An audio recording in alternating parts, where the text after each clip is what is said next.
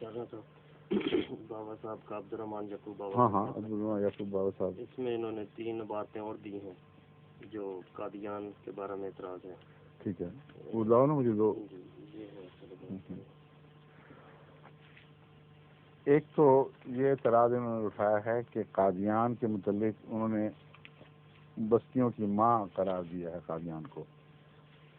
جو قادیان سے تعلق نہیں رکھے گا وہ کاٹا جائے گا. تم ڈرو کہ تم میں سے نہ کوئی کاٹا جائے، تم میں سے نہ کوئی کاٹا جائے. پھر یہ تازہ دودھ کب تک رہے گا؟ یہ مرکزی فکرہ ہے جس کو دوستوں کو یاد رکھنا چاہیے کیونکہ اگلی بات کا اس سے بڑا گہرا تعلق ہے. پھر یہ تازہ دودھ کب تک رہے گا؟ آخر ماؤں کا دودھ بھی سوکھ جایا کرتا ہے. کیا مکہ اور مدینہ کی چھاتیوں سے یہ دودھ سوکھ گیا کہ نہیں؟ اس پر انہوں نے بہت بڑا اعتراض اٹھایا. حضرت الگویا میں صفحہ 40 پر حضرت مسلم موعود کی تحریر ہے کہ دیکھو کہتے ہیں مکے اور مدینے کی چھاتیوں کا دودھ سوکھ گیا اور قادیان ام القریٰ بن گیا، ماں بن گیا بستیوں کی. دوسرا یہ حوالہ دیا ہے منصب خلافت سے، وہ بھی حضرت خلیفۃ المسیح ثانی کی محمود احمد رضی اللہ تعالیٰ عنہ کتاب ہے. وہ عبارت یہ ہے جو قادیان نہیں آتا یا کم از کم ہجرت کی خواہش نہیں رکھتا اس کی نسبت شبہ ہے کہ اس کا ایمان درست ہو. قادیان کی نسبت اللہ تعالیٰ نے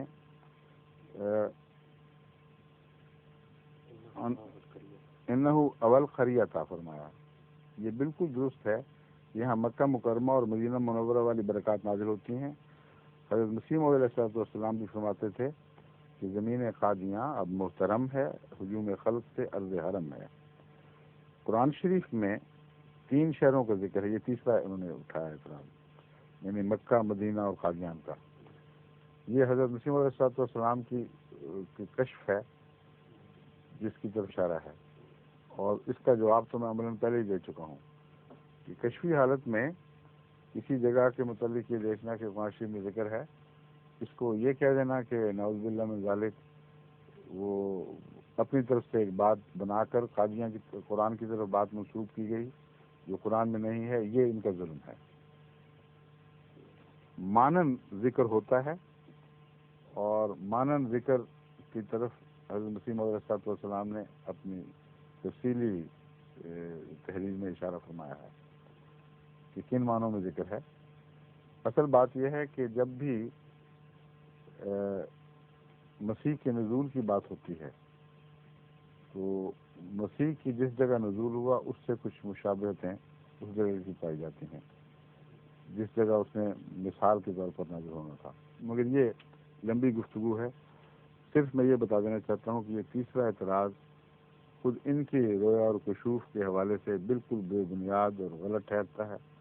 یہ کہنا ہے کہ نعوذ باللہ قرآن میں ترمیم تنسیخ کی، قرآن کی طرف ایسی بات منسوخ کی جو قرآن میں نہیں تھی، اس لیے جھوٹ ہے کہ حضرت مسیح موعود علیہ السلام اسے ایک کشفی نظارے کے طور پر بیان فرماتے ہیں، نہ کہ حقیقتاً قرآن میں کہتے ہیں کہ قادیان لکھا ہوا ہے. اب جو پہلے 2 حصے ہیں ان پر ان کو بڑا اعتراض ہے کہ قادیان کی بستی کو اتنی اہمیت دی جا رہی ہے، یہاں تک کہ مکے اور مدینے کی چھاتیوں سے دودھ سوکھنے کا حوالہ کا ذکر کر کے تو انتہائی گستاخی سے کام لیا گیا ہے. اس حصے پر میں بعد میں آؤں گا. پہلے میں یہ سمجھانا چاہتا ہوں آپ سب کو کہ جس جگہ بھی حضرت اقدس محمد مصطفیٰ صلی اللہ علیہ وآلہ وسلم کا نور خدا تعالیٰ کی طرف سے اجاگر ہوتا ہے، جہاں خدا اسی نور کو دوبارہ ایک معنوں میں نازل فرماتا ہے، اس کے متعلق تمام گزشتہ بزرگ اور علماء اور فقہا ایسی ہی باتیں لکھتے آئے ہیں جیسی جس میں لکھی ہوئی ہے، اور کبھی کسی نے اس بات کو غلط نہیں سمجھا، کبھی کسی نے برا نہیں منایا. مراد یہ ہے کہ ایک جگہ خدا تعالیٰ کا کوئی ایسا برگزیدہ بندہ پیدا ہو جاتا ہے کہ جو ارد گرد کی بستیوں کو روشن کر دیتا ہے، اور اللہ تعالیٰ سے الہام اور کشوف پا کر خدا تعالیٰ کے ہستی کے زندہ ثبوت مہیا کرتا ہے، یہاں تک کہ گویا اندھیروں میں ایک چراغ جل اٹھا ہے. ایسی صورت میں اس کو تمثیلاً وہ سب باتیں کہی جاتی ہیں جن باتوں پر ان کو اعتراض ہے. اور جہاں تک مکے مدینے کی حالت کا تعلق ہے، یہ آنکھیں بند کر کے صرف دشمنی میں ایسی باتیں کرتے ہیں. ان کو علم ہے کہ مکے کی جو تعمیر نو ہوئی حضرت ابراہیم علیہ السلام اور آپ کے فرزند حضرت اسماعیل کے ذریعے، تو اس کے بعد وہاں اسی مکے میں جتنے سال کے دن تھے اتنے بت اکٹھے ہو گئے تھے. تو وقت کی دوری کی وجہ سے وہ جگہ جو توحید کا سرچشمہ ہو اسے شرک کی آماجگاہ بنا دیا گیا. اور یہ ہوتا رہتا ہے، اور پھر دوبارہ اللہ تعالیٰ ایسے سامان پیدا فرما دیتا ہے کہ اس جگہ کا اصل نور دوبارہ زندہ اور روشن کر دے. حضرت اقدس محمد مصطفیٰ صلی اللہ علیہ وسلم تشریف نہ لاتے تو اب تک یہ وہاں بت پرستی ہوتی نا. اس پر کوئی کہہ دیتا کہ اگر کوئی کہہ دے کہ یہاں مکے کی چھاتیوں کا دودھ سوکھ گیا تو کون غصہ کرے گا، کون عقل والا اس پہ غصہ کرے گا. تاریخ اسلام گواہ ہے کہ وہاں بت پرستی ہوتی تھی. بس حضرت صلی اللہ علیہ وسلم سے زمانے کی دوری سے اگر کچھ بدیاں پیدا ہو جائیں تو ان کی طرف اس طرح ایک ایسے فقرے میں جو بہت فصیح و بلیغ ہے اشارہ کر دیا جائے تو اس میں کوئی ذائقہ نہیں. میں آگے جا کے اس کے حوالے دوں گا. یہاں جو خاص طور پر میں نے بتایا تھا قادیان بستیوں کی ماں ہے، ماں کا تعلق دودھ سے ہے. یہ اپنے ماحول کی بستیوں کے لیے روحانی غذا کا حکم رکھتی ہے. یہ بستی یہاں سے اب جس طرح مائیں بچوں کو دودھ پلاتی ہیں، اس طرح حضرت اقدس محمد مصطفیٰ صلی اللہ علیہ وسلم اور قرآن کی تعلیم کا دودھ پلایا جا رہا ہے. چنانچہ اس کے متعلق فرمایا پھر یہ تازہ دودھ کب تک رہے گا. یہ جو دودھ نازل ہو رہا ہے یہ حضرت مسیح موعود علیہ السلام کے قرب کے زمانے میں تازہ رہے گا، اور وقت آئے گا کہ ویسا دودھ نہیں رہ سکتا. تو قادیان کو مکے پر فضیلت کہاں دی جا رہی ہے؟ یہ بتایا جا رہا ہے کہ جس طرح مکے کی بستی کا دودھ 1400 سال ہونے کو آئے، اب وہاں دودھ سوکھا ہوا دکھائی دے رہا ہے. تو یہ تمہارا وہم کہ نعوذ باللہ قادیان کا دودھ ہمیشہ کے لیے جاری رہے گا، یہ بالکل غلط وہم ہے. اس کی دلیل کے طور پر دے رہے ہیں کہ مکے جیسی عظیم بستی کا دودھ بھی اگر کبھی سوکھ جاتا ہے وقت کی دوری کی وجہ سے، لوگوں کی جہالت کی وجہ سے، تو یہ خیال نہ کرنا کہ قادیان کا دودھ ہمیشہ تازہ رہے گا. یہ تو ثانوی ذلی طور پر برکت پانے والی بستی ہے. آخر ماؤں کا دودھ بھی سوکھ جایا کرتا ہے. یہ دلیل تھی جس کے بعد فرمایا کہ مکہ اور مدینے کی چھاتیوں سے یہ دودھ سوکھ نہیں ہے. اب سنیے مکہ اور مدینے کے لفظ سے جو ان کو غصہ چڑھتا ہے کہ لفظ قادیان پہ بولا کیوں. ایسی مقدس بستیوں کے تعلق میں قادیان کا حوالہ دے کر گویا ان پر بھی اس بستی کا نام صادق آتا ہے. شدید گستاخی کی گئی ہے. یہ ایک طرز کلام ہے جو بحصول برکت کے لیے ہے. آپ لوگ اپنے بچوں کا نام محمد نہیں رکھ لیتے؟ محمد سے ان بچوں کو کیا نسبت ہے جو گلیوں میں گند کرتے پھرتے ہیں، بعض ان میں سے چور بھی ہو جاتے ہیں، بعض جکے، بعض ڈاکو، بعض طرح طرح کے ظلم کرنے والے. لیکن نام محمد کیوں رکھا جاتا ہے؟ برکت کے لیے. اور اگر واقعتاً کسی شخص میں نیکی پائی جائے اور محمد رسول اللہ کی سنت پر چلنے والا ہو تو وہ نام اور بھی زیادہ اس پر نہ صرف یہ کہ ناجائز نہیں بلکہ سجنے لگتا ہے. اب اس ضمن میں آپ کو بعض حوالے سناتا ہوں جس سے آپ کو اندازہ ہو جائے گا کہ یہ لوگ اور ان کے بزرگ خود مکے اور مدینے کی بستیوں کے ذکر میں کس طرح اپنی بستیوں کا ذکر کرتے رہے ہیں، اور زیادہ نمایاں اور واضح الفاظ میں، ایسے واضح الفاظ میں کہ اس میں ہو سکتا ہے یہ شک ہو کہ یہ تمثیل کی بات نہیں، سچ مچ کہی جا رہی ہے. مگر قادیان والے ذکر میں تو میں نے پوری بات کھول کے سمجھا دی ہے. جو میں نے مرکزی نقطہ کہا تھا وہ اس کو سمجھنا چاہیے. ماں کہہ چکے ہیں، ماں کی تفصیل بیان فرما رہے ہیں کہ ماں دودھ پلاتی ہے. قادیان سے روحانی رزق بانٹا جا رہا ہے، لیکن یہ ہمیشہ نہیں رہ سکتا، وقت کی دوری سے سوکھ جایا کرتا ہے. یہ خوف دلایا جا رہا ہے. اب سنیے، حضرت خواجہ غلام فرید صاحب کے وطن چاچا شریف کا ذکر ان کے ایک مریض نے یوں کیا ہے، یہ منظوم کلام سرائکی علاقہ میں زبان کا عام ہے۔ چاچڑ وانگ مدینہ سے، سرائکی میں ڈسے کو ڈسے کہتے ہیں، چاچڑ وانگ مدینہ ڈسے کوٹ مٹھن بیت اللہ، یعنی کوٹ مٹھن جہاں حضرت بابا غلام فرید سے تشریف آئے تھے وہ تو بیت اللہ ہے۔ ظاہر دے وچ یار فرید، باطن دے وچ اللہ،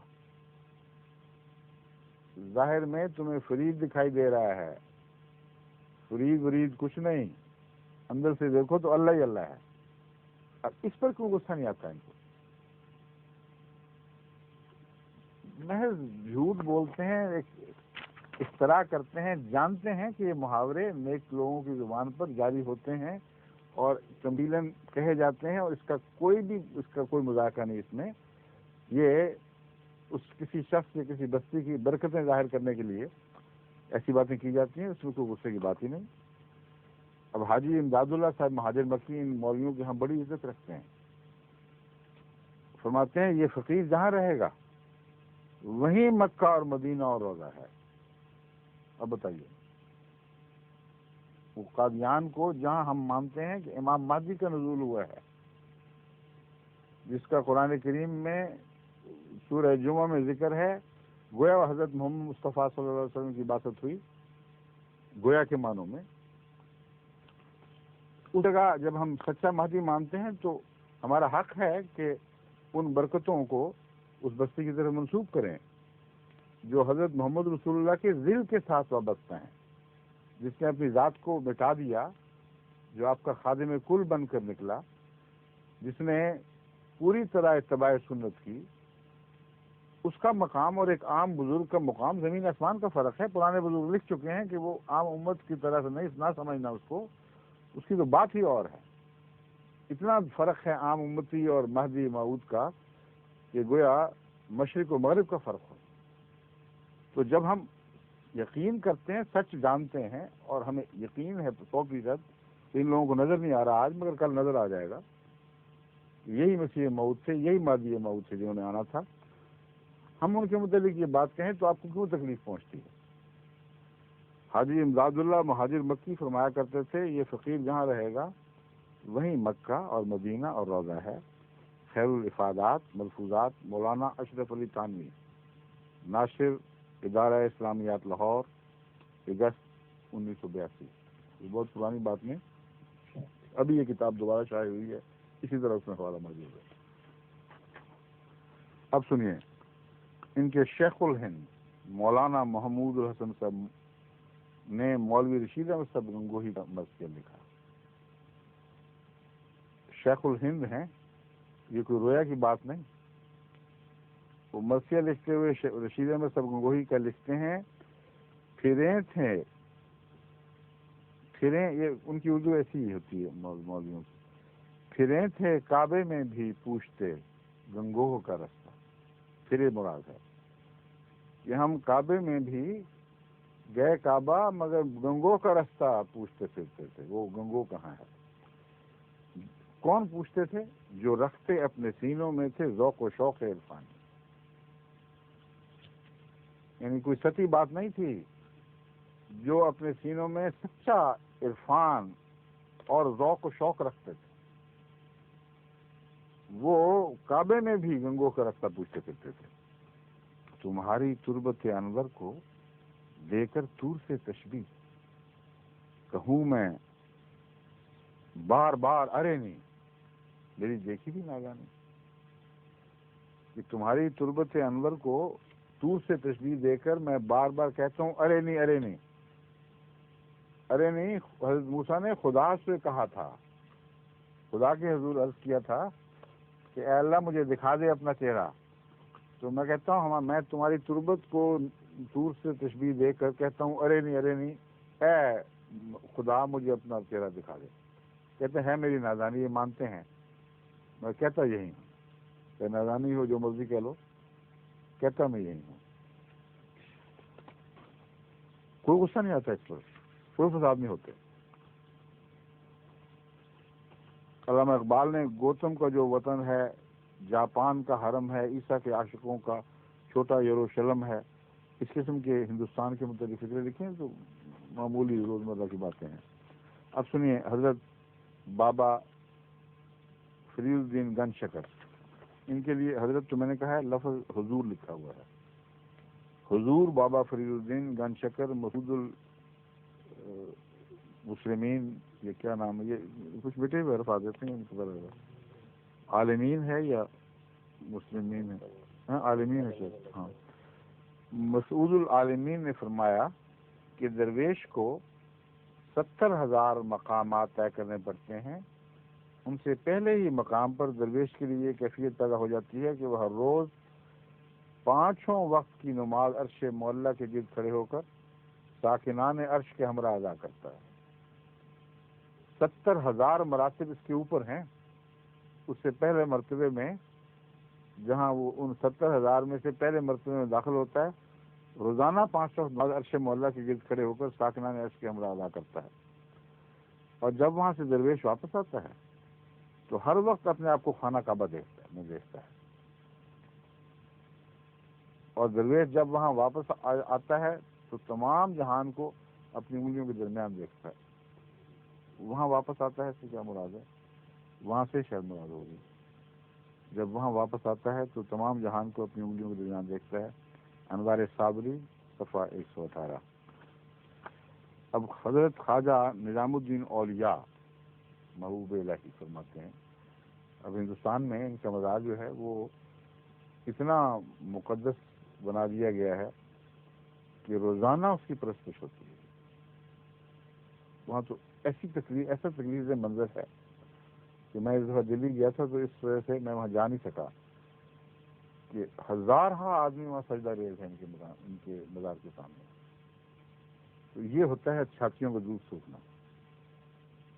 وہ بندہ خدا جو بزرگوں میں ایک بزرگ تر مقام رکھنے والا تھا، جس نے ہندوستان میں توحید کا علم بلند کیا، اور جس کے نور سے ہزارہا شاید لاکھوں ہوں مشرکین نور ایمان سے مشرف ہوئے اور توحید کے علم بردار بن گئے، پجاری بن گئے، ان کی قبر پر آج سجدے ہو رہے ہیں۔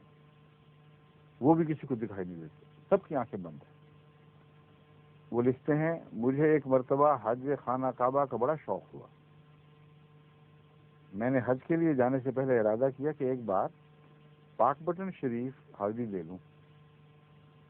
چنانچہ جب میں پاک پٹن شریف پہنچا اور حضور شیخ الاسلام، یا پھر حضور کا لفظ آیا، حضور شیخ الاسلام حضرت بابا صاحب کی زیارت سے مشرف ہوا تو میرا مقصود حج پورا ہوا۔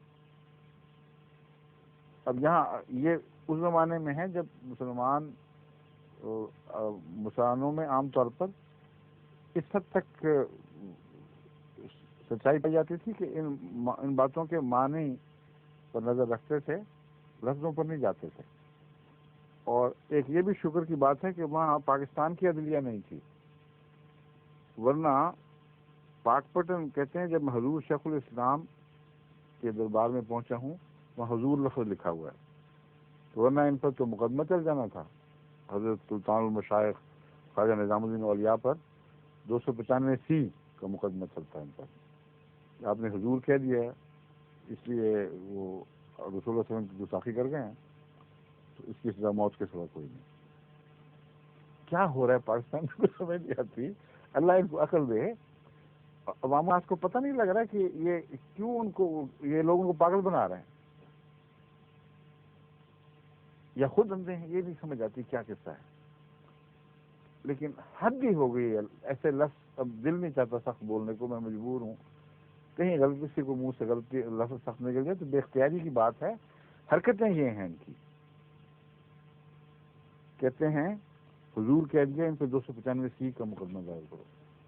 اور حضرت سلطان المشائخ خواجہ نظام الدین اولیاء محبوب الہی فرماتے ہیں کہ چنانچہ جب میں پاک پٹن شریف پہنچا اور حضور شیخ الاسلام حضرت بابا صاحب کی زیارت سے مشرف ہوا تو میرا مقصود حج پورا ہوا، اور مزید انعامات الہی نصیب ہوئے، اور فرمایا کہ کچھ مدت کے بعد پھر حج کا شوق غالب ہوا تو پھر پاک پتن شریف آ جائے گی۔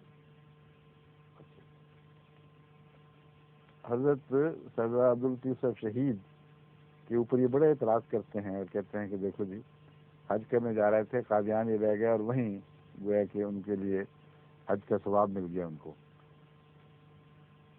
وہ تو جو ہوا یہ دیکھو کیا ہوا، ایک دفعہ نہیں دوبارہ پھر، ورنہ خیال آ سکتا تھا کہ چلو پچھلی دفعہ وہاں کا حج کر لیا تھا، اس دفعہ سچ مچ کا مکے سے حج کرائیں کہ نہیں، لیکن پھر جب بہت شوق غالب ہوا تو پاک پتن شریف حاضر ہوا۔ اللہ کریم نے خصوصی انعامات سے نوازا۔ یہ ہے کسی اور جگہ کو خانہ کعبہ قرار دینا، اور آج تک جماعت احمدیہ نے کبھی قادیان کی زیارت کو حج نہیں قرار دیا، کبھی بھی۔ یہ فرمایا ہے ہمارے بعض بزرگوں نے کہ آسمانی نور یہاں اترا ہے، یہاں سے الہی رزق ملتا ہے جو دودھ کے طور پر ہے، اسے استعمال کرو۔ مکے اور مدینہ کی طرح اب یہاں برکتیں بانٹی جا رہی ہیں، یہ کہا ہے، لیکن حج کا بدل نہیں قرار دیا کبھی بھی، نہ ہو سکتا ہے، نہ کسی احمدی کا ایمان ہے۔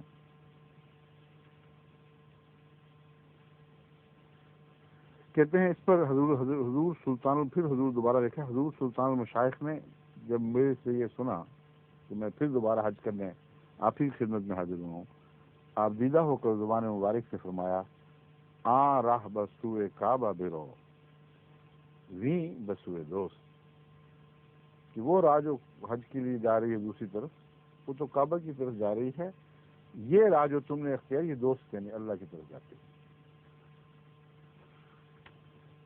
اب جہاں تک دودھ سوکھنے کا تعلق ہے، یہ اس زمانے کی تحریر ہے جس زمانے میں مولانا مودودی صاحب نے حج پر جانے والوں اور خانہ کعبہ میں مقیم حج کے منتظمین کا جو آپس کا موازنہ کیا ہے، یہ بتاتا ہے کہ مولانا مودودی صاحب اس زمانے میں جب حضرت مسلم موعود یہ لکھ رہے تھے، نہ صرف ایسی بات کر رہے تھے بلکہ اس سے بہت زیادہ سخت، ایسی سخت کلامی کر رہے تھے کہ اس کے تصور سے بھی آدمی حیران رہ جاتا ہے۔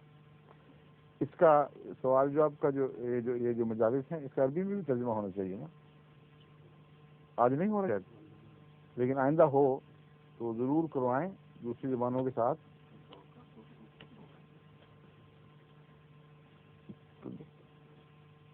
ضرور ہونا چاہیے، اور ممکن ہے وہ اگر آ گئے ہوں تو بیٹھ گئے ہوں۔ بہرحال عربی میں ترجمہ اس لیے میں ضروری سمجھتا ہوں کہ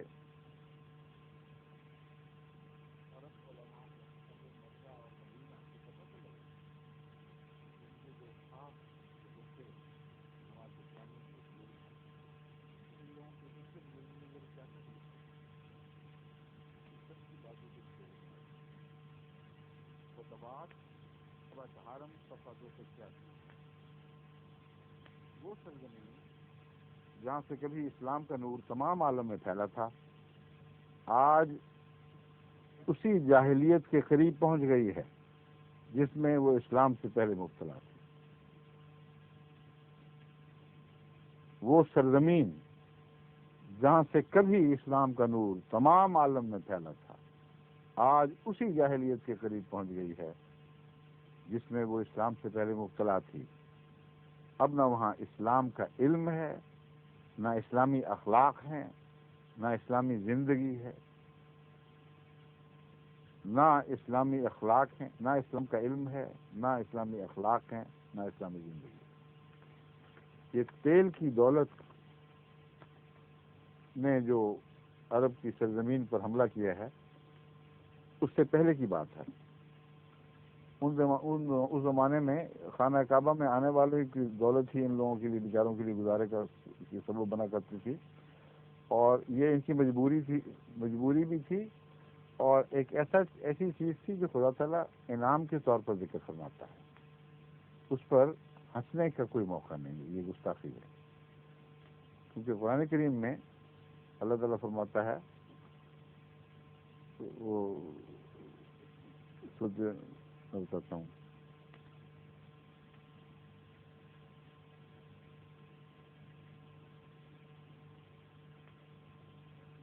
اللہ تعالیٰ اس کی برکت سے تمہیں ملتا ہے. رب ذکر دیتا ہے چھوٹی سی صورت جیسے بہت طرح سے کہتے ہیں. پہلی آیت میں ہاں صحیح پہلے الاف کا لفظ سے گزر گیا تھا.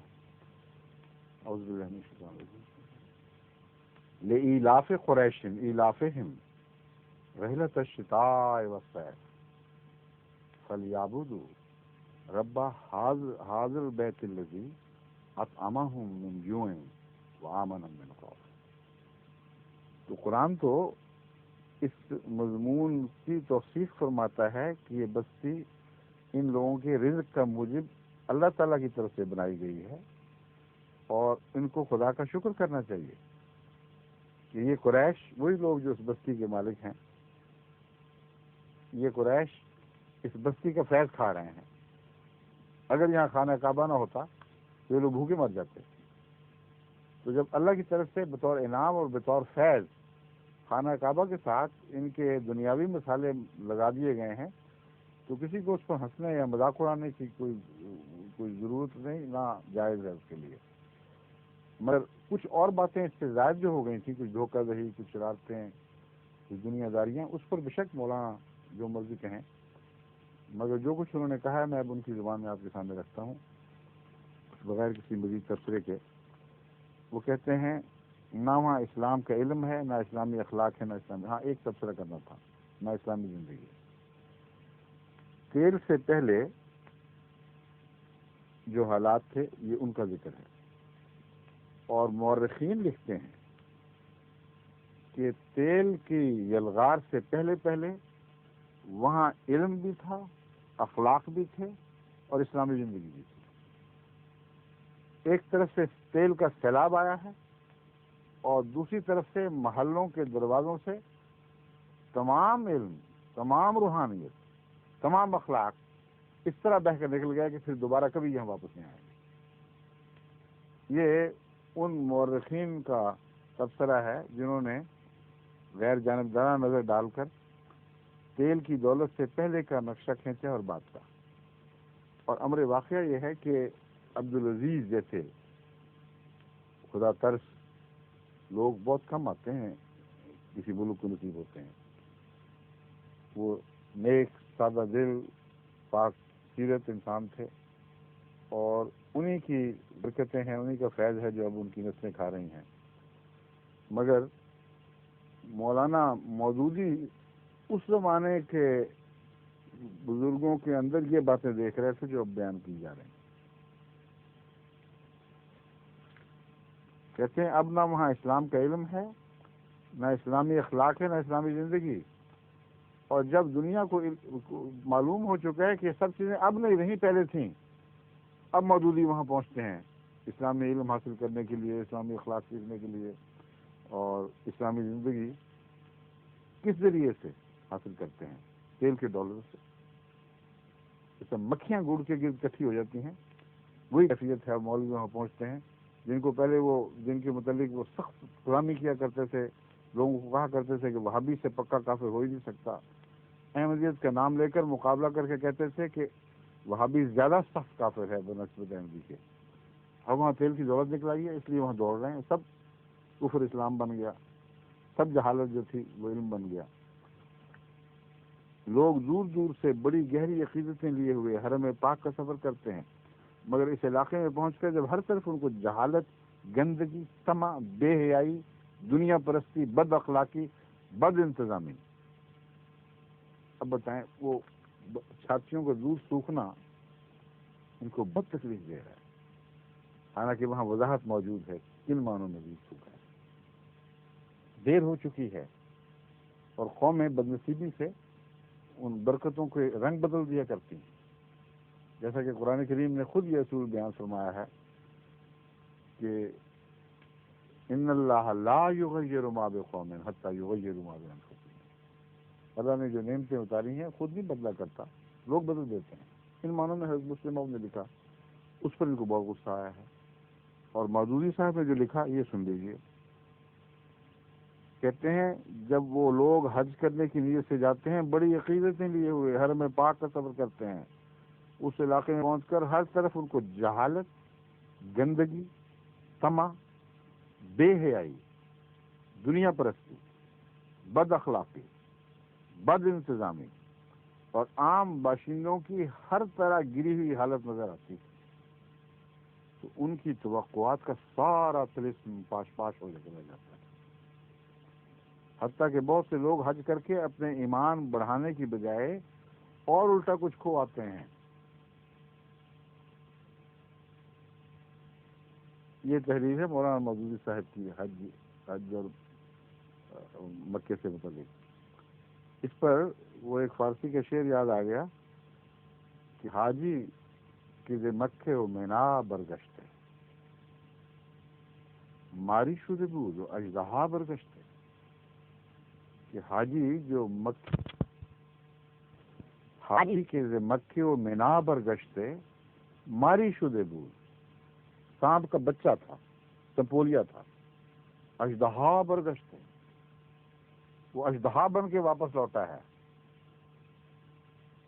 زنہار فریب دم سردش مخوری، این خانہ خراب از خدا برگشتے، کہ ہرگز اس کی ٹھنڈی آنکھ کا اعتبار نہ کرنا حاجی صاحب کا، یہ خانہ خدا سے برگشتہ ہو گیا ہے۔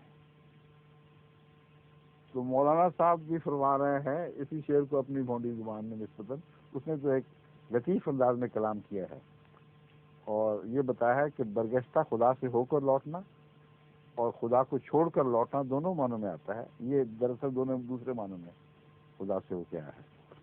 مولانا فرماتے ہیں کہ حتیٰ کہ بہت سے لوگ حج کر کے اپنا ایمان بڑھانے کی بجائے اور الٹا کچھ کھو آتے ہیں، وہی پرانی مہنت گری جو حضرت ابراہیم و اسماعیل علیہ السلام کے بعد جاہلیت کے زمانے میں کعبے پر مسلط ہو گئی تھی۔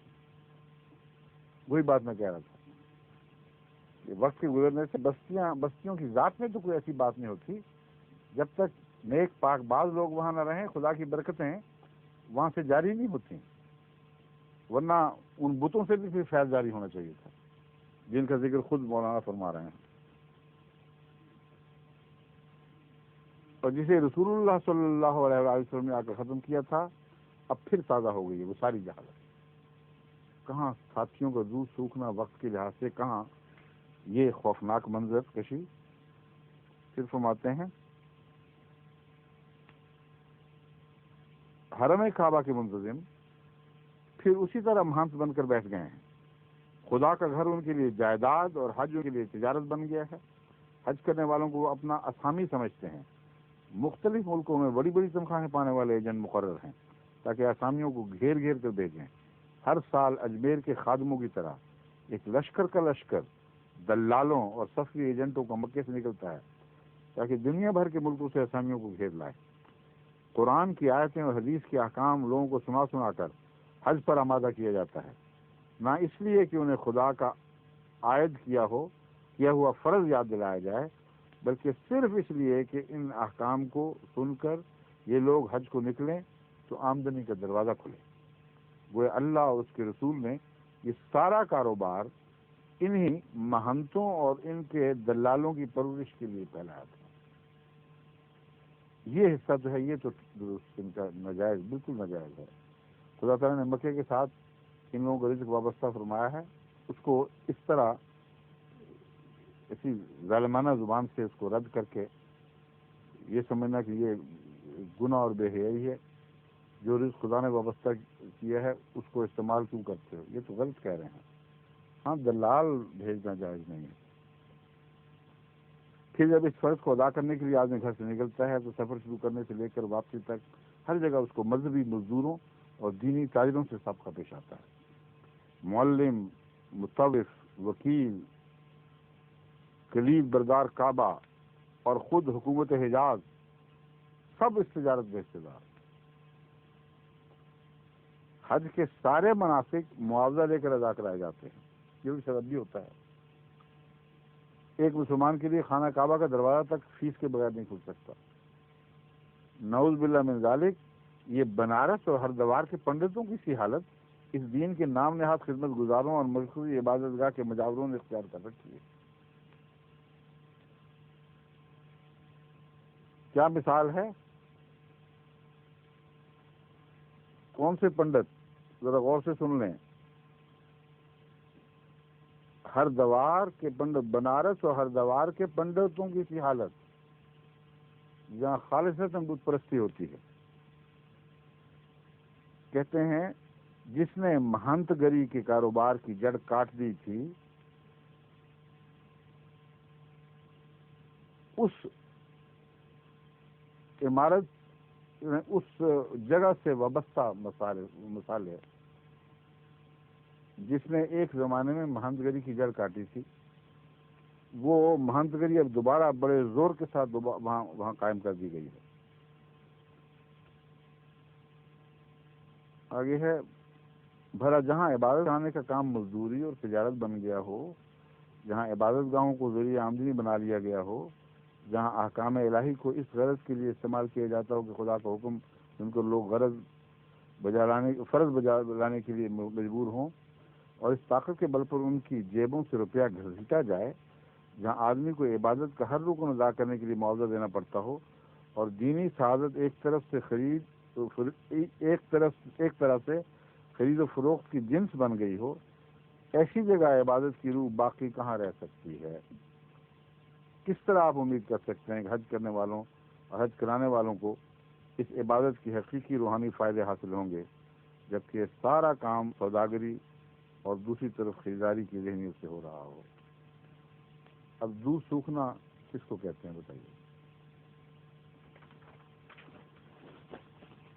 یہ ساری باتیں ان کے علم میں موجود ہیں، یہ میں بتا دیتا ہوں، پاکستان کے عوام کے علم میں نہیں ہیں، ان سب کے علم میں یہ ساری باتیں ہوتی ہیں، اور آنکھیں بند کر کے صرف وہاں حملہ کرنا چاہتے ہیں جہاں وہ سمجھتے ہیں کہ یہاں حملہ کر دیا جائے اور اس سے ہماری دکانداری چلے گی۔ وہ جو وہاں کاروبار ہو رہا تھا دکانداری کا، وہی دکانداری انہوں نے ہر جگہ سجائی ہوئی ہے، اس پہ کیوں نہیں اعتراض کرتے؟ احمدیت کے خلاف بولیں گے تو کچھ پیسے مل جائیں گے، ورنہ نہیں ملیں گے۔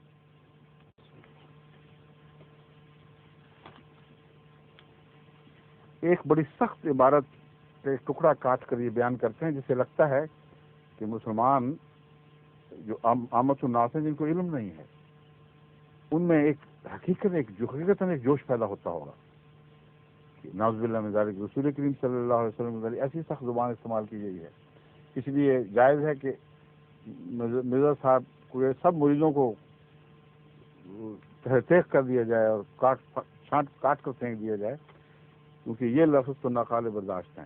اس کا آپ سن لیجئے قصہ کیا ہے۔ ایک مکتوب الفضل میں 1924 میں شائع ہوا،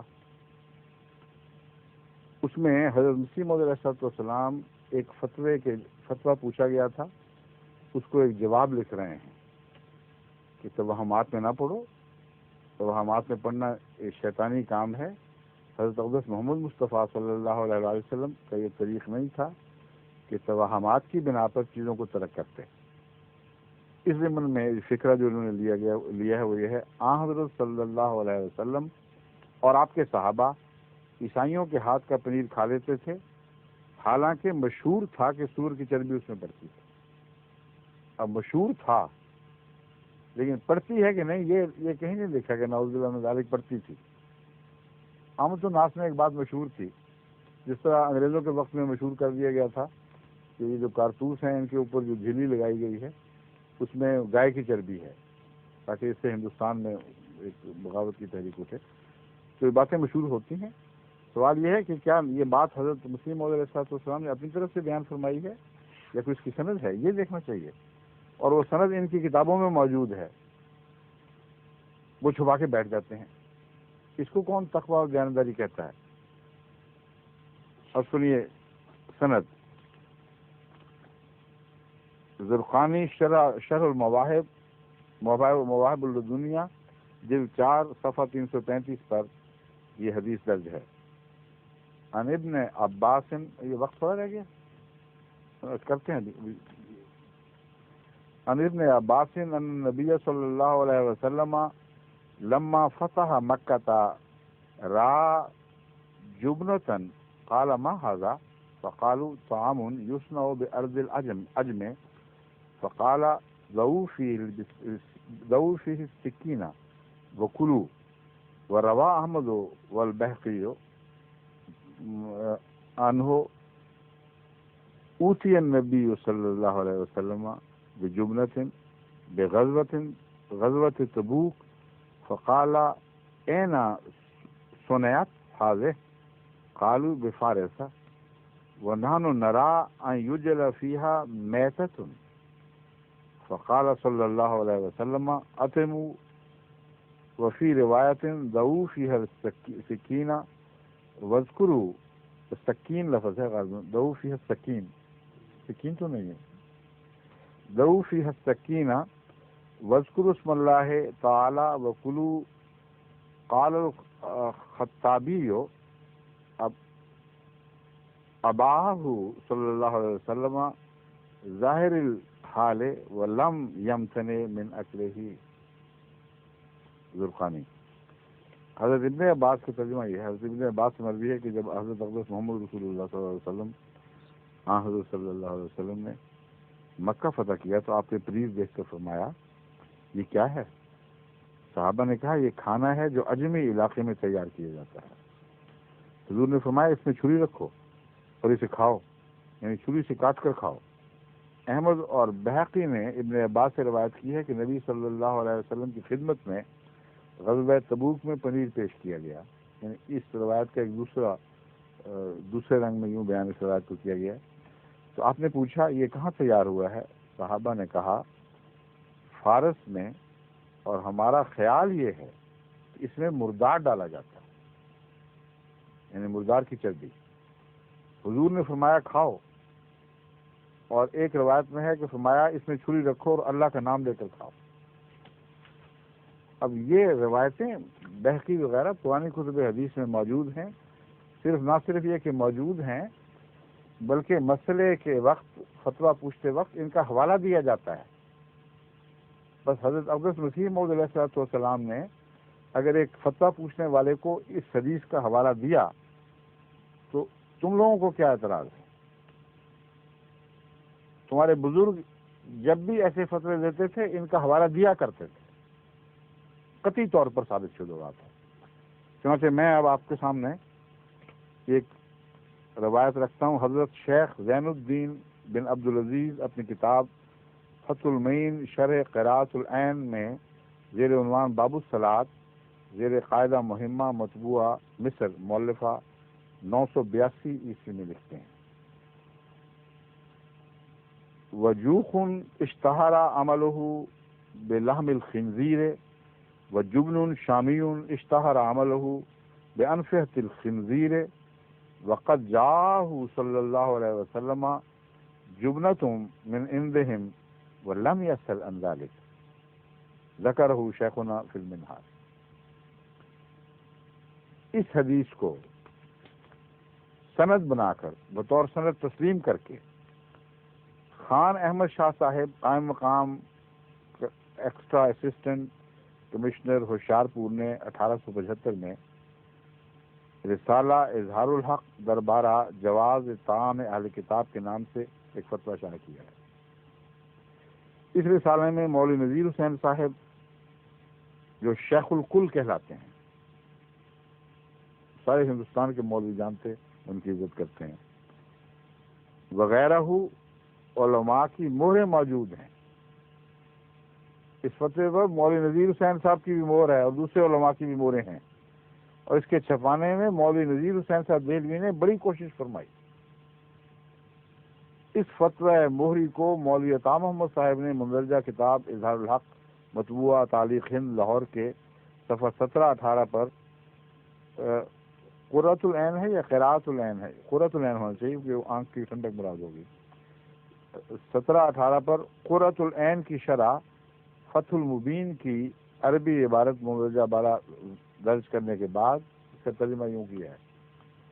فتح المبین کی جو عبارت میں نے عربی میں پڑھ کے سنائی ہے اس کا وہ لکھنے کے بعد اس فتوے کی تصدیق کے طور پر اس کا یہ ترجمہ کرتے ہیں، سن لیجئے۔ اور جوخ جو مشہور ہے بنانا اس کا 7 چربی سور کے، اور جوخ جو مشہور ہے بنانا اس کا 7 چربی سور کے، اور پنیر شام کا جو مشہور ہے بنانا اس کا 7 پنیر مائع سور کے، اور آیا جناب سرور علیہ الصلوۃ والسلام کے پاس، پنیر ان کے پاس سے آیا، بس کھایا آن حضرت نے اس سے اور نہ پوچھا اس سے، یعنی اس کی بات۔ پہلی جو روایت ہے اس میں ذکر ہے پوچھا تھا، انہوں نے بیان کیا، آپ نے فرمایا یہ ان باتوں میں نہ پڑھو، اللہ کا نام لو، کیونکہ ایسی باتیں مشہور ہوتی رہتی ہیں، اور اگر اس طرح توہمات میں انسان پڑ جائے کہ اس میں پتہ نہیں کیا چیز پڑتی ہے، پتہ نہیں کیا چیز پڑتی ہے، تو مومن کا کھانا پینا حرام ہو جائے۔ اب ہندوستان میں، یورپ میں تو زندگی مومن کی چل ہی نہیں سکتی 2 قدم بھی پھر۔ ہاں جہاں علم ہو جائے یقینی طور پر کہ پڑتی ہے، وہ اور بات ہے۔ حضرت اقدس کے سامنے یہ بیان کیا گیا تھا کہ یا رسول اللہ سنا جاتا ہے، مشہور ہے۔ آپ نے اس مشہور اور سنے ہوئے کو اہمیت نہیں دی، فرمایا کہ مشہور ہے تو ہوتا پھرے، جب تک تمہیں علم نہ ہو کہ پڑتی ہے کوئی حرج نہیں۔ اور اس ترجمے میں وہ لکھتے ہیں کہ پھر کھایا آن حضرت صلی اللہ علیہ وسلم نے۔ اب اس کے بعد حضرت مسیح علیہ السلام کی اس تحریر پہ بابا صاحب کو یا اور کسی کو کیا اعتراض ہے؟ جب تم خود ان حدیثوں کو پڑھتے ہو، تمہارے بڑے ان کے فتوے موریں لگا کر جاری کرتے ہیں، ان پر یہ عبارتیں لکھتے ہیں، تو حضرت مسیح علیہ السلام نے اگر ایک سائل کے جواب میں یہ فرما دیا کہ آن حضرت صلی اللہ علیہ وسلم اور آپ کے صحابہ عیسائیوں کے ہاتھ کا پنیر کھا لیتے تھے، حالانکہ مشہور تھا کہ سور کی چربی اس میں پڑتی ہے، مشہور تھا، اور یہی بات حدیث میں لکھی ہوئی ہے۔ بس یہ میں آپ کو دکھا رہا ہوں کہ جب یہ عبارت سیاق و سباق سے ہٹا کر ایک عبارت کو پیش کرتے ہیں تو اثر یہ پڑتا ہے کہ گویا نعوذ باللہ من ذالک حضرت مسیح علیہ السلام نے حضور اکرم صلی اللہ علیہ وسلم پر بڑا سخت حملہ کر دیا ہے۔ رسول اللہ صلی اللہ علیہ وسلم یہ حرکت نعوذ باللہ من ذالک کیا کرتے تھے۔ بالکل جھوٹی بات ہے یہ، تو جس طرح تم نے فتووں کے حوالے دیے، فتوے میں حدیثوں کے حوالے دیے، اسی طرح حضرت مسیح علیہ السلام نے جیسا کہ علماء کا طریق چلا آ رہا تھا، اسی طرز پر جب ایک فتویٰ پوچھا گیا تو اس کے حوالے میں وہ حدیث پیش کر دی، اور اس پہ کون سے اعتراض کی گنجائش ہے؟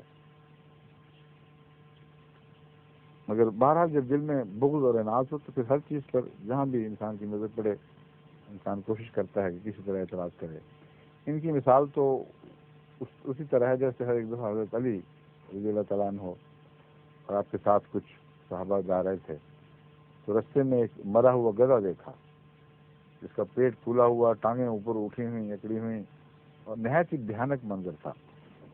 حضرت علی رضی اللہ تعالیٰ عنہ تو خاموش رہے، ان میں سے بعض ساتھیوں نے کہنا شروع کیا کہ دیکھو اس کی ٹانگیں کس طرح اٹھی ہوئی ہیں، اس کا پیٹ کس طرح تنا ہوا ہے، اور کیسی منحوس شکل نظر آ رہی ہے، کیا بدبختی ہے اس جانور کی، کیسا کیسا دکھائی دے رہا ہے۔ تو جب وہ باتیں کر چکے تو حضرت علی رضی اللہ تعالیٰ عنہ نے فرمایا کہ کسی نے دانت نہیں دیکھے، کیسے خوبصورت سفید چمک رہے تھے دانت، اس طرف بھی تو نظر کرو، بدیوں کی طرف ہی نظر جاتی ہے۔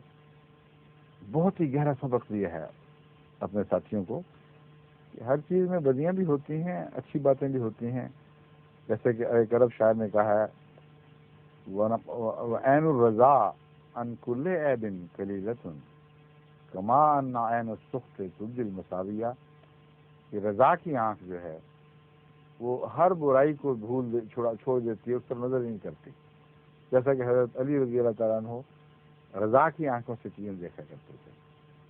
کما ان عین السخط تبدی المساویہ، جیسا کہ تم دیکھتے نہیں کہ جن لوگوں کو بغض اور عناد کی عادت ہو، جن کو ہر چیز پر غصہ آتا ہو، وہ ہر چیز میں برائی ڈھونڈتے ہیں، ان کو اچھی بات دکھائی نہیں دیتی۔ بس ان آنکھوں سے واسطہ ہے ہمارا، جبکہ واقعہ یہ ہے کہ یہاں تو بالکل منظر اور ہے، یہاں تو حسن ہے، اور حسن میں تلاش کرتے ہیں کوئی ایک داغ دکھائی دے، الٹ منظر ہے بالکل۔ بغض کی آنکھ کو بھی حسن دکھائی دے دینا چاہیے۔ مسیح موعود علیہ السلام کا وہ جو کلام ہے حضرت اقدس محمد رسول اللہ کی شان میں، پڑھو تو وجد طاری ہو جاتا ہے۔ کئی عربوں نے جب وہ قصیدہ پڑھا ہے تو اس قصیدے کے نتیجے میں پھر وہ احمدی ہوئے ہیں، انہوں نے گواہی دی کہ یہ قصیدہ کہنے والا جھوٹا ہو ہی نہیں سکتا، ناممکن ہے۔ تمام عبارتیں حضرت مسیح موعود علیہ السلام نے جو حضرت اقدس محمد رسول اللہ کے عشق میں لکھی ہیں، وہ عبارتیں کوئی پڑھ لے تو میرا چیلنج ہے کہ اگر اس میں شرافت ہے اور بدی کی آنکھ سے دیکھنے کی عادت نہیں بن چکی تو وہ سوچ بھی نہیں سکتا اس پاک وجود پہ حملہ کرنے. جسے انسان کو محبت ہو اس کی تعریف میں کلمات سنیں کسی کے منہ سے اس سے بھی پیار ہو جاتا ہے، مگر اس کو غلیظ گالیاں تو نہیں آدمی دے سکتا. اس لیے ان کی محبت جھوٹی ہے، ان کی بدی کی آنکھ سچی ہے لیکن محبت جھوٹی. یعنی آنکھ کے اوپر جب بدی کا خول چڑھ جائے تو ہر چیز بدی دکھائی دے گی، ان معنوں میں وہ آنکھ سچی ہے. لیکن رسول اللہ صلی اللہ علیہ وسلم کی محبت اگر سچی ہوتی تو حضرت مسیح موعود علیہ السلام کی نظم نثر عربی فارسی اردو کلام اور پھر پنجابی میں بھی حضرت اقدس محمد مصطفیٰ صلی اللہ علیہ وسلم کا ذکر خیر پڑھتے تو جو آن حضور کا سچا عاشق ہے وہ تصور بھی نہیں کر سکتا کہ اس دن رات درود و سلام بھیجنے والے کے متعلق کوئی سخت کلمہ کہہ سکے. اب کیا ان علماء نے یہ کتابیں نہیں پڑھی ہوئی ہیں؟ اپنی عبارتیں بھی پڑھی ہوئی ہیں جن پر ہاتھ رکھا ہوا ہے اور صرف حملہ کرنے کی نیت ہے اور کوئی مقصد نہیں ہے. سارے اہل پاکستان کو میں متنبع کر رہا ہوں کہ ان باتوں ان لوگوں کی بات نہ مانیں. جیسا کہ میں ثابت کر رہا ہوں دن بدن اور ثابت کرتا چلا جاؤں گا. یہ جھوٹ بولتے ہیں، انہوں نے اناد کی خاطر بعض چیزوں کو اپنے مواقع سے اٹھا کر بے محل پیش کر کے آپ کے اندر ایک اناد اور فساد کی مہم چلانے کا ارادہ کیا ہوا ہے اور چاہتے ہیں کہ آپ خلق خدا پر ظلم کریں. ہرگز ایسا نہ کریں، خدا کا خوف کریں. حضرت اقدس محمد مصطفیٰ صلی اللہ علیہ وسلم کے عشق پر ہی مسیح موت کی بنیاد ہے. آپ تو لکھتے ہیں کہ کشفن مجھے دکھایا گیا کہ فرشتے رحمت کی مشقیں لیے ہوئے آ رہے ہیں اور نور کی مشقیں، اور حضرت مسیح موعود علیہ السلام پر یہ رویا میں دیکھا تھا آپ نے، وہ باتیں کر رہے ہیں کہ ہم یہ نور لائے ہیں اس شخص کے لیے جو محمد رسول اللہ کا سب سے زیادہ عاشق اور سب سے زیادہ سچا مطیع غلام ہے. اور پھر وہ نور کی مشقیں حضرت محمد مسیح موعود علیہ السلام پر بائی جاتی ہیں. کہتے ہیں میں نے پایا سب کچھ آپ سے ہے، سب آپ کی غلامی میں، اور جو حضور اکرم کی سیرت آپ نے بیان فرمائی ہے کوئی نکال کے تو دکھاؤ اس کا ثانی. کسی اور نے، کسی بزرگ نے، کسی بڑے نے، کسی چھوٹے نے تم میں سے ایسا کلام محمد رسول اللہ کے محبت اور اس کے عشق میں گایا ہو اور سنایا ہو اور لکھا ہو، وجد طاری ہو جاتا ہے روح پر. یہ ساری باتیں ایک طرف پھینک دیتے ہیں اور جیسا کہ میں نے بیان کیا ہے محض اناد کی خاطر، محض لوگوں کو دھوکہ دینے کی خاطر دکانداریاں چمٹائی ہوئی ہیں. اس سے زیادہ کوئی ان کا مقصد نہیں. قرآن فرماتا ہے کہ کیا تم تکذیب کو اپنا رزق بنا رہے ہو، تمہیں خدا کا خوف نہیں ہے؟ ایسے لوگ پہلے بھی تھے جنہوں نے تکذیب کی روٹی کھائی ہے. اب یہ لوگ تکذیب کی روٹی کھاتے ہیں. جو بیچارے مولوی شریف ہیں ان کے پاس کچھ بھی نہیں، غریب لوگ ہیں، اور بڑی کثرت سے شریف لوگ ہیں جو مسجدوں میں بیٹھے تقریریں کرتے ہیں، نصیحتیں کرتے ہیں، کوئی ان کی بات بھی نہیں مانتا، سنتا بھی نہیں، اور کوئی کسی پہ نیک اثر بھی ہو جاتا ہوگا لیکن ان کو دیتا کچھ نہیں کوئی. سعودی عرب جو مانگتے ہیں، پیسے مانگنے کے لیے جاتے ہیں، یہ لوگ ہیں. حکومت پاکستان کے آگے جو ہاتھ پھیلاتے ہیں کہ ہم نے 2 زکوٰۃ میں سے ہم نے احمدیت کے خلاف یہ کام کیا ہے، یہ لوگ ہیں. جو دھمکیاں دیتے ہیں کہ اگر کچھ نہ دو گے تو ہم مہم چلائیں گے، وہ یہ لوگ. بس قرآن کریم فرماتا ہے کہ ایسے لوگ کوئی نئے تو نہیں پیدا ہوئے. محمد رسول اللہ صلی اللہ علیہ وسلم کے خلاف جو لوگ ظلم کرنے والے تھے ان کو فرماتا ہے کہ تم نے تکذیب کو اپنے رزق کا ذریعہ بنا لیا، جھٹلا کر اور پاکوں کی دشمنی کر کے تم جو رزق کھاتے اس کی حالت کیا ہوگی، تمہیں کوئی خیال نہیں آتا اس بات کا. بس ان کو بھی میں یہی کہتا ہوں، وہی آیت میں سامنے رکھتا ہوں کہ خدا کے واسطے تکذیب کو اپنے رزق کا ذریعہ نہ بناؤ، یہ ایک ناپاک رزق کا ذریعہ ہے. اللہ تعالیٰ توکل رکھو اور 1000 پاک ذریعوں سے تمہیں رزق عطا کر سکتے. ظہور مہدی آخر زمان